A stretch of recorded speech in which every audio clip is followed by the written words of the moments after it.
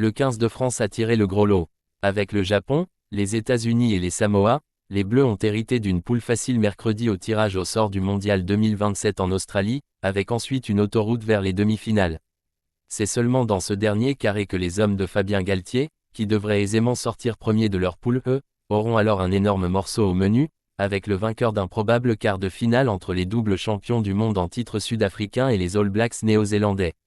Les Bleus, toujours en quête d'un premier titre mondial, après avoir joué 6 demi-finales et perdu 3 finales, 1987, 1999, 2011, pourrait auparavant rencontrer l'Écosse en huitième de finale, qui devrait sortir deuxième de sa poule D, derrière l'Irlande, puis le vainqueur d'un probable pays de Galles, Fidji en quart.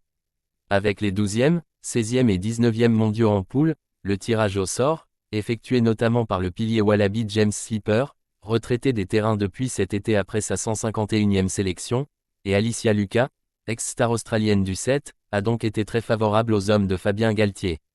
Premier mondial à 24 équipes, contre 20 depuis l'édition 1999, premier mondial à prévoir des huitièmes de finale, ce millésime australien sera également le premier organisé dans ce pays continent depuis 2003, la seule année où une équipe de l'hémisphère nord s'était imposée, le 15 de la Rose de Johnny Wilkinson.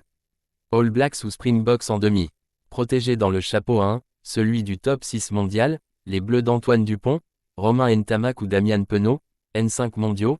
étaient assurés d'échapper en poule aux quadruples champions du monde Springboks et aux triples champions All Blacks, ainsi qu'aux Anglais, Irlandais et Pumas argentins. Et, avec le Japon, ils ont en prime hérité de l'adversaire a priori le plus facile à manœuvrer dans le chapeau 2. Si le parcours sera ensuite tout à fait abordable, à condition de passer l'écueil écossais en huitième, c'est un Everest que devront escalader les Bleus en demi, dans une moitié de tableau où figurent donc les N1 et N2 mondiaux, l'Afrique du Sud et la Nouvelle-Zélande. Rencontrer les All Blacks serait une revanche des finales perdues en 1987 et 2011, des retrouvailles avec les Springboks serait l'occasion d'effacer le cauchemar du quart de finale du Mondial 2023 au Stade de France 28-29. Organisé à Sydney, dans les locaux de la chaîne de télévision Stan Sport, le tirage au sort du Mondial 2027 a donc déterminé 6 groupes de 4 équipes, mettant face à face l'Afrique du Sud et l'Italie dans la poule B ou encore la Nouvelle-Zélande et l'Australie dans la poule A. 6 groupes, de A à F, d'où sortiront 16 équipes pour les huitièmes de finale, les 2 premiers de chaque groupe et les 4 meilleurs troisièmes.